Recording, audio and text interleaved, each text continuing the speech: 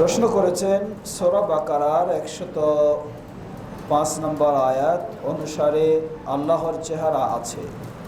এখন সূরা কাসাসের 44 নং আয়াত অনুসারে আল্লাহর চেহারা বাদে সব ধ্বংস হয়ে যাবে। এখন এই বিষয়ে সালাফি আকীদা কি? জবাব, আল্লাহ সুবহানাহু ওয়া তাআলার চেহারা রয়েছে এই মর্মে কোরআন এবং সহিহ হাদিসে অসংখ্য প্রমাণ রয়েছে।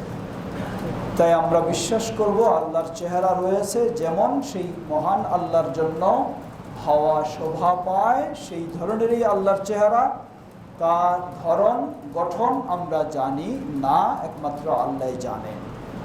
দ্বিতীয়, সূরা কাসাসের 44 নং আয়াতে বলা হয়েছে যে আল্লাহর চেহারা বাদে সব ধ্বংস হয়ে যাবে। এখন এই বিষয়ে সালাফি আকীদা কি?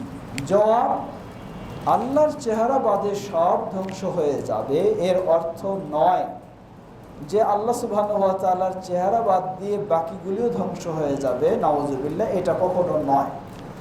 এর অর্থ হলো আল্লাহ সুবহানাহু ওয়া তাআলার চেহারা দ্বারা এখানে উদ্দেশ্য চেহারা সম্বলিত আল্লাহ সুবহানাহু ওয়া তাআলার সত্তাকে বোঝানো হয়েছে।